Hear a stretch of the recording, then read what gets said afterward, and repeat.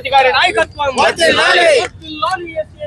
మైనార్టీల ఐక్యత, బహుజన సమాజ్ పార్టీ.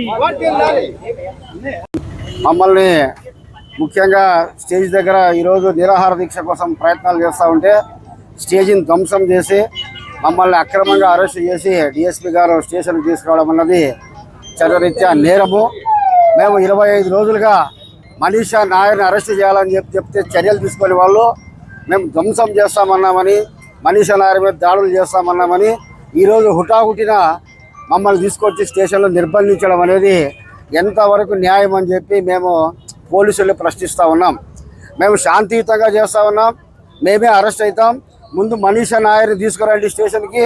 ఆమె వచ్చిన తర్వాత మేము కూడా మా లక్ష్మీనారాయణ మీద కేసులు ఉంటే మేము కూడా స్వచ్ఛందంగా మేమే లక్ష్మీనారాయణ తెచ్చి స్టేషన్కి అప్పచెప్తామంటే కూడా వినకుండా డిఎస్పీ గారు దౌర్జన్యంగా బలవంతంగా జీపులో ఎక్కించుకొని నన్ను అలాగే 2-3 అక్కడ ఉన్న కార్యకర్తలు తీసుకెళ్ళి ఒక్కొక్కరిని ఒక్కొక్క స్టేషన్లో నిర్బంధించడం అనేది ఇది చట్టరీత్యా నేరం.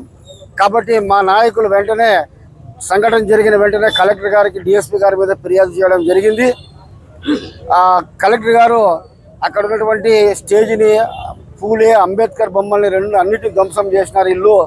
కాబట్టి ఆ మహానుభావులను అవమానించినందుకు గాను మేము డిఎస్పీ గారి మీద మా పార్టీ తరఫున కోర్టులో కేసు వేయబోతున్నాం.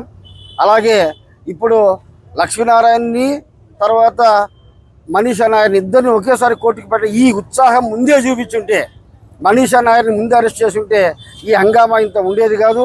మనీషా నాయర్ మా దగ్గరికి 2 రోజుల క్రితం వచ్చింది, రాజీ అవుతా నేనా అని చెప్పి. కానీ డిఎస్పీ గారు పోలీసుల్ని మఫ్టీలో పంపించి వెనక్కి రాని తీసుకొచ్చి ఉద్దేశపూర్వకంగానే మనీషా నాయర్ రాజీ కాకుండా ఈ సంఘటన ఇంకా మరింత పెంచి పోషిస్తూ ఉన్నారు. అంటే నేనేదో చేసినానని చెప్పుకోవడానికి తప్ప ఆయన సాధించింది ఏమి లేదు, చేసింది ఏమి లేదు. ఇప్పుడు ఇద్దరిని కోర్టుకు పెడతామంటున్నారు. మరి ఇదే పని 10 రోజుల క్రితం చేసి ఉంటే ఈ సమస్య ఉండేదే కాదు కదా. నిరాహార దీక్షలు ఉండేవి కాదు, ఆమరణ నిరాహార దీక్షలు ఉండేవి కాదు, రాస్తా రోకోలు ఉండేవి కాదు, హర్తాలు ఉండేవి కాదు, మేము దాడులు చేస్తామని మేము కూడా చెప్పి ఉండేవాళ్ళం కాదు. కాబట్టి దీన్ని పోలీసులే పెంచి పోషించినారు. ఎప్పుడైతే పీక్ చేరిందో సమస్య అప్పుడు డిఎస్పీ గారు మెమోలు వచ్చినాయనే ఉద్దేశంతోనే హడావుడిగా ఈ అరెస్టులు పర్వం కొనసాగిస్తూ ఉన్నారు. కాబట్టి డిఎస్పీ గారి చర్యలు మేము ఖండిస్తూ ఉన్నాం.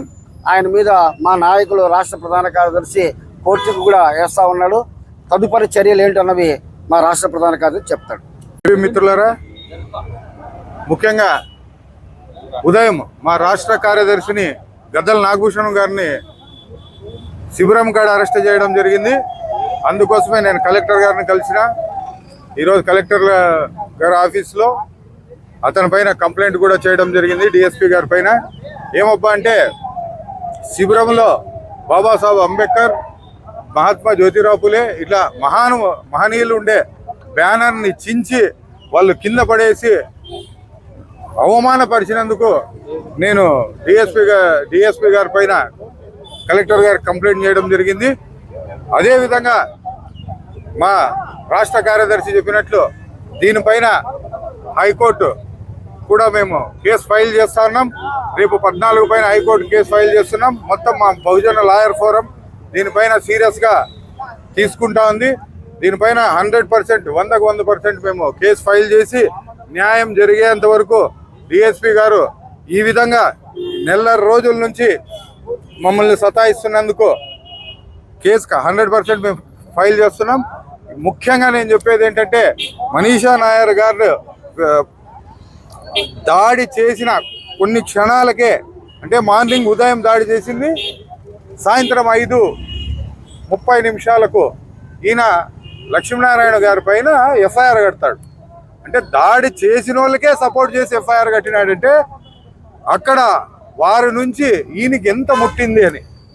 ఈ నిజాలన్నీ బయటికి రావాలంటే కోర్టులో ప్రైవేట్ కేసు మేము వేస్తే కోర్టే విచారణ జరిపి దీంట్లో ఎవరెవరు హస్తం ఉంది అనేది బయటికి తీసి వాళ్ళకి శిక్ష పడేంత వరకు వదిలిపెట్టమని చెప్పేసి తెలియజేస్తూ జై భీమ్, జై భారత్.